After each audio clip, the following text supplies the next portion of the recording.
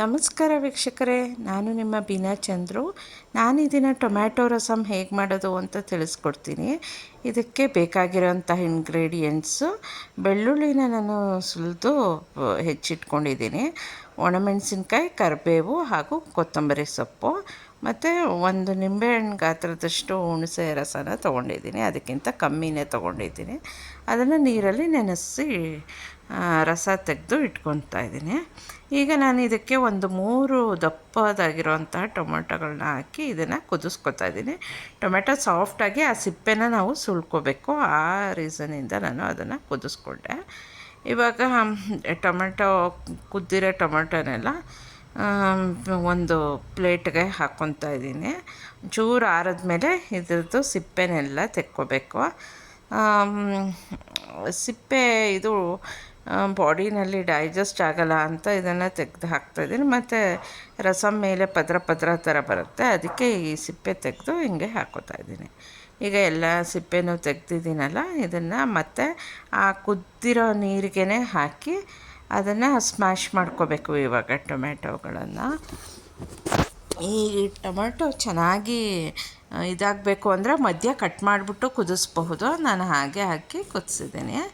ಇವಾಗ ಎಲ್ಲ ಟೊಮೆಟೊಗಳದ್ದು ಸಿಪ್ಪೆ ತೆಗೆದಾಗಿದೆ. ಇದನ್ನು ಇದಕ್ಕೆ ನಮ್ಮ ಬೌಲ್ಗೆ ಹಾಕ್ಕೊತಾ ಇದ್ದೀನಿ ಸ್ಮ್ಯಾಶ್ ಮಾಡಲಿಕ್ಕಾಗಿ. ಇಲ್ಲಿರೋ ರಸ ಉಳ್ಕೊಂಡಿರುತ್ತಲ್ಲ ಅದನ್ನು ಹಾಕ್ತಾಯಿದ್ದೀನಿ, ವೇಸ್ಟ್ ಆಗಬಾರ್ದು ಅಂತ. ಈಗ ನಾನು ಸ್ಮ್ಯಾಶರಲ್ಲಿ ಈ ಟೊಮೆಟೊನೆಲ್ಲ ಕ್ರಷ್ ಮಾಡ್ಕೊತಾ ಇದ್ದೀನಿ, ಬೆಂದಿರೋದನ್ನು. ಇವಾಗ ನಿಮಗೆ ಇದನ್ನು ಆಫ್ ಕಟ್ ಮಾಡಿನೂ ಸಹ ಬೇಯಿಸಬಹುದು. ಆಗ ಇನ್ನೂ ಬೇಗ ಇದಾಗತ್ತೆ, ಮತ್ತು ಪಲ್ಪ್ ಎಲ್ಲ ಚೆನ್ನಾಗಿ ಬೆಂದ್ಕೊಂಡು ಅದರದ್ದು ರಸ ಬಿಟ್ಕೊಳ್ಳುತ್ತೆ. ಇಲ್ಲಿ ಸ್ವಲ್ಪ ಹಾಗೆ ಟೊಮೆಟೊ ಹಣ್ಣಿನ ಪಲ್ಪ್ ಹಂಗೆ ಉಳ್ಕೊಂಡಿದೆ. ನಾನು ತುಂಬ ದಪ್ಪ ಇರೋದ್ರಿಂದ ಅಷ್ಟಾಗಿ ಬೆಂದಿಲ್ಲ, ಆದರೂ ಪರವಾಗಿಲ್ಲ. ನಾವು ಸಾರು ಮಾಡೋದ್ರೊಳಗೆ ಅದೆಲ್ಲ ಚೆನ್ನಾಗಿ ಬೆಂದ್ಕೊಂಡು ರಸ ಬಿಡುತ್ತೆ. ಈಗ ನಾನು ಒಂದು ಸಣ್ಣ ನಿಂಬೆಹಣ್ಣು ಗಾತ್ರದಷ್ಟು ಹುಣಸೆ ರಸ ತೊಗೊಂಡಿದ್ನಲ್ಲ, ಆ ಹುಣಸೆ ರಸನೂ ಈ ಟೊಮೆಟೊ ರಸಗೆ ಸೇರಿಸ್ಕೊತಾ ಇದ್ದೀನಿ. ಯಾಕಂದರೆ ನಾನು ಜಾಮ್ ಟೊಮೆಟೊ ತೊಗೊಂಡ್ರಿಂದ ಇದು ಅಷ್ಟು ಹುಳಿ ಬರೋಲ್ಲ ಅಂದ್ಬಿಟ್ಟು ನಾನು ಹುಣಸೆ ರಸ ಹಾಕ್ತಾಯಿದ್ದೀನಿ. ಈಗ ಟೊಮೆಟೊನ ಹಾಕಿದ ನಂತರ ಹುಣಸೆ ರಸನೂ ಹಾಕಿದ ನಂತರ ನಾವೇನು ಮಾಡಬೇಕು, ಇದಕ್ಕೆ ಎಷ್ಟು ಅಳತೆ ನೀರು ಅಷ್ಟಕ್ಕೆ ನೀರು ಹಾಕಿ ಇನ್ನೊಂದು ಪಾತ್ರೆ ಒಳಗೆ ಹಾಕಿ ಅದನ್ನು ಕುದಿಸ್ಕೋಬೇಕು. ಇವಾಗ ಇವೆರಡು ರಸಗಳನ್ನು ಹಾಕಿದ್ದೀನಲ್ಲ, ಇದಕ್ಕೆ ಇನ್ನೊಂದು ಪಾತ್ರೆಗೆ ಟ್ರಾನ್ಸ್ಫರ್ ಮಾಡಿಕೊಂಡೆ. ಆನಂತರ ಈಗ ನೀರು ಹೆಚ್ಚಿಸ್ಬೇಕು, ನಮಗೆ ರಸಮ್ ಜಾಸ್ತಿ ಆಗಬೇಕು ಅಂದರೆ.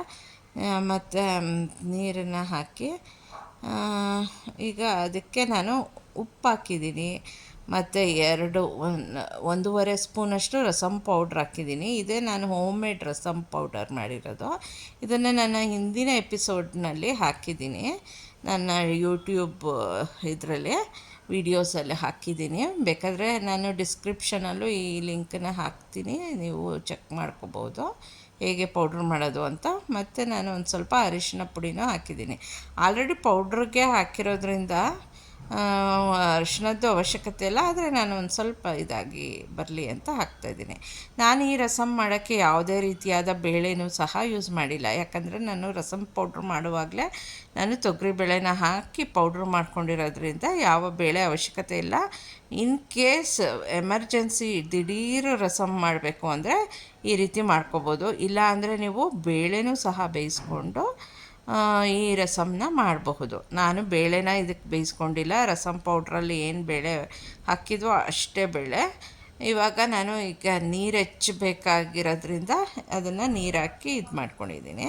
ಉಪ್ಪು ಸ್ವಲ್ಪ ಕಮ್ಮಿ ಅಂತ ನಾನು ಸ್ವಲ್ಪ ಉಪ್ಪು ಹಾಕ್ಕೊಂಡೆ. ನಂತರ ಇವಾಗೆಲ್ಲ ಕುದ್ದಾಯಿತು, ಅದನ್ನು ಇನ್ನೊಂದು ಕಡೆ ಸಪ್ರೇಟು ಇಟ್ಕೊಂಡು ಈಗ ಒಗ್ಗರಣೆ ಮಾಡ್ಕೋಬೇಕು. ಈಗಾಗಲೇ ನಾನು ಹೇಳ್ದಂಗೆಲ್ಲ ಹೆಚ್ಚಿಟ್ಕೊಂಡಿದ್ನಲ್ಲ ಬೆಳ್ಳುಳ್ಳಿ, ಕರಿಬೇವು ಎಲ್ಲ ಕಟ್ ಮಾಡಿ ಅದಕ್ಕೆ ಒಗ್ಗರಣೆಗೆ ಹಾಕಬೇಕಾಗತ್ತೆ. ಮೊದಲಿಗೆ ಸಾಸಿವೆನ ಹಾಕ್ಕೊಂಡೆ. ಸಾಸಿವೆ ಹಾಕಿ ಚಟ್ಪಟ ಅಂತ ಸಿಡಿದ್ಮೇಲೆ ಜೀರಿಗೆ ಹಾಕಿ ಎಣ್ಣೆನೂ ಹಾಕ್ತಾಯಿದ್ದೀನಿ.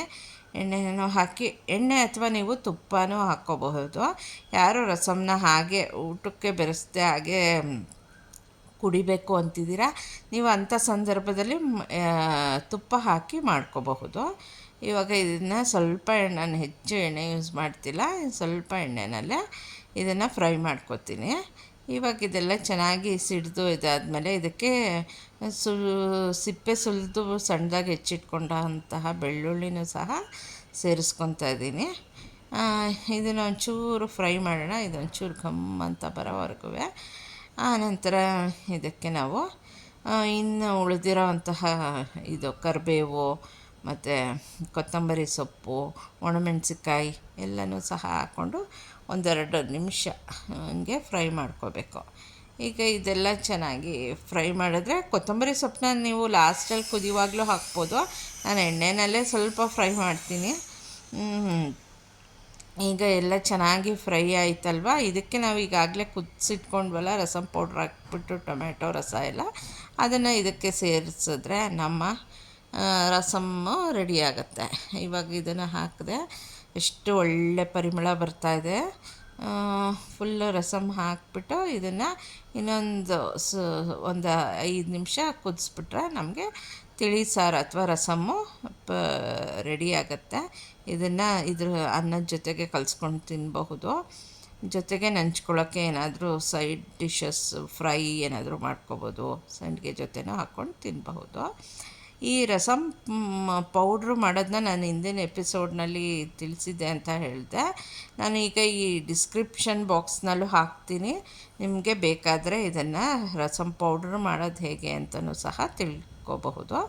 ಇವಾಗ ಇದಕ್ಕೆ ನಾನು ಯಾವುದೇ ರೀತಿಯಾದಂತಹ ಬೇಳೆ ಅಥವಾ ತರಕಾರಿ ಇದು ಯಾವುದೇ ರಸ ಹಾಕಿ ಮಾಡಿಲ್ಲ, ಪ್ಲೇನ್ ಟೊಮೊಟೊ ಬೇಯಿಸ್ಕೊಂಡು ಮಾಡಿರೋಂತಹ ರಸಮ್ಮು. ಇದಕ್ಕೆ ಬೇಕಾದರೆ ಯಾವುದೇ ತಿಳಿ ಸಾಂಬಾರು ತರಕಾರಿ ಬೇಯಿಸ್ಕೊಂಡು ನೀರಲ್ಲಾದರೂ ಮಾಡಬಹುದು, ಅಥವಾ ಬೇಳೆನ ಸ್ವಲ್ಪ ಬೇಯಿಸಿ ಇದಕ್ಕೆ ಹಾಕ್ಕೊಂಡು ಮಾಡಬಹುದು. ಆಗ ಇನ್ನೂ ತುಂಬ ರುಚಿಯಾಗಿ ಇರುತ್ತೆ. ಇದಂತೂ ತುಂಬ ಚೆನ್ನಾಗಿದೆ. ನಮ್ಮ ರೆಗ್ಯುಲರ್ ಊಟದ ಜೊತೆಗೆ ಇದೊಂದು ತುಂಬ ರುಚಿಯಾದಂಥ ಒಂದು ರಸಮ್ಮು. ಥ್ಯಾಂಕ್ ಯು ವೀಕ್ಷಕರೇ.